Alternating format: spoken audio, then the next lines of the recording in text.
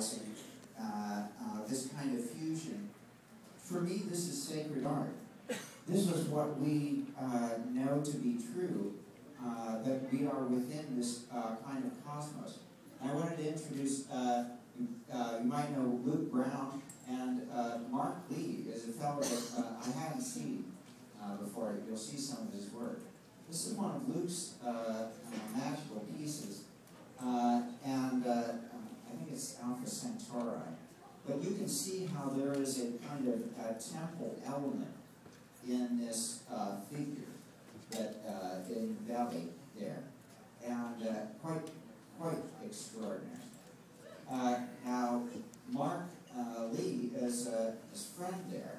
Now, this is a being that is anthropocosmic. It's a kind of temple being, and really quite amazing.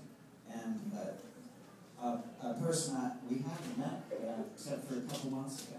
So wonderful, magical new work being done, integrating this sense of sacred space and the human form.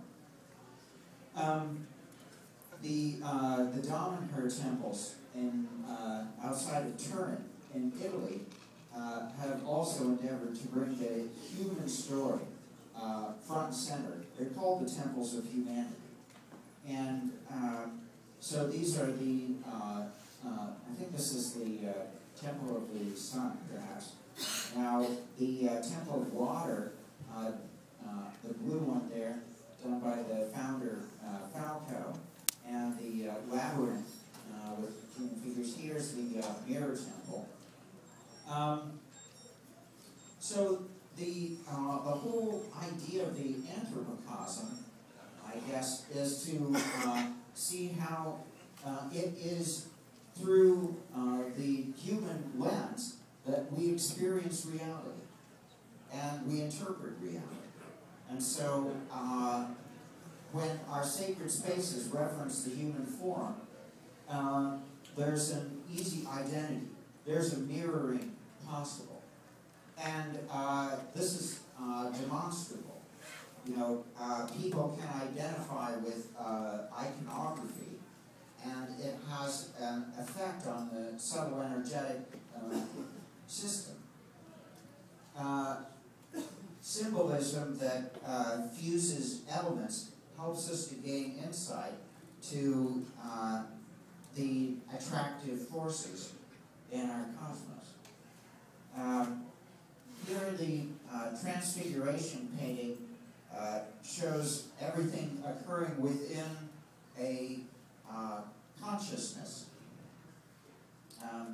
You've got a kind of earthly realm, a hyper-dimensional space that's bisected by the human form. Now, here's planetary consciousness and cosmic consciousness united by human consciousness in the Oversoul painting. The one has the kind of universal beings here made out of flames and eyes. So it's a fabric of awareness that sees itself reflected throughout. And here the cosmic Christ with the different patterns of the story. We've got a banner there to show. So what's going on? Golly, it looks kind of familiar. There's a global crucifixion going on.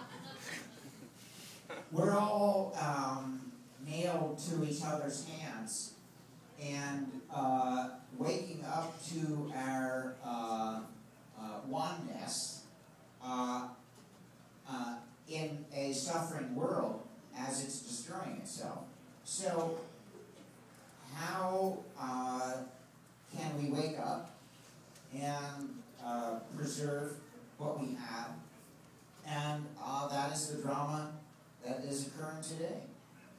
And so we're looking to the stars for inspiration and looking to within for that to find the world soul within. This is the symbol of the world soul, combination of male and female, and peaceful and wrathful. And here the wrathful cradles new life. The beings, those to come, that are expressions of the earth, and those that we need to protect. This is a being called Cosmic Elf, and I think this reminds me of Little Johnny Dwarf. He's an amazing being that pulls together many mighty forces. And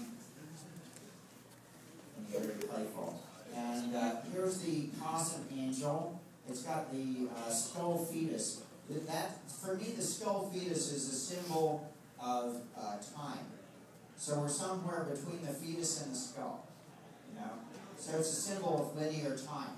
Now, between, at every moment of now, we have this opportunity to see beyond our embeddedness in time, to realize our timelessness.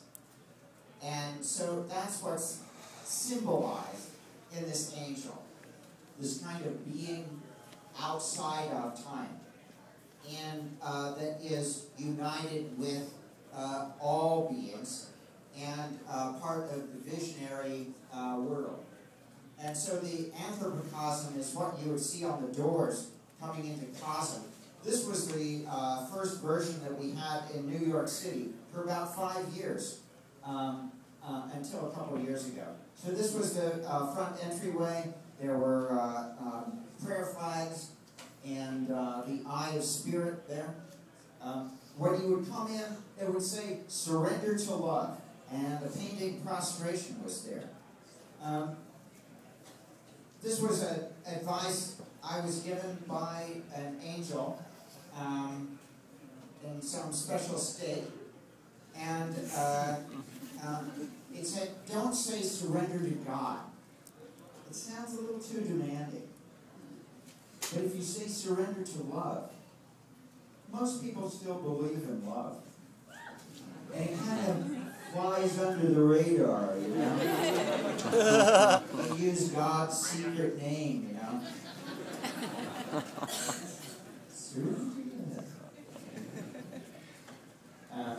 And then you would come into the chapel where the Portland Angels all were placed.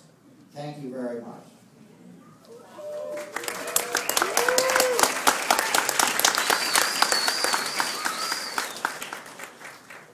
There were 10 angels, enough to symbolize the Kabbalah.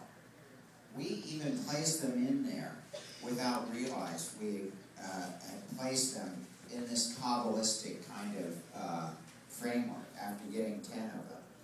And then we finally realized it and made a kind of connection point between them. And they also were representatives of all the different world faiths, and showing their interconnectedness in the archangels. So we're going to create a new kind of installation. As of now, we cannot get the sacred mirrors on view, but we will have on view many of the others as well. So this is how you approach the sacred mirror and attempt this kind of mirroring. Now, I think it's like really weirdly effective. And depending on how open you are to the experience of it.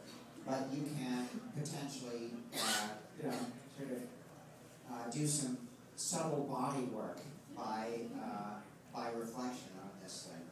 And the other nice thing is the frame itself, which Allison and I worked on together. It's got biological evolution on one side and technological evolution on the other.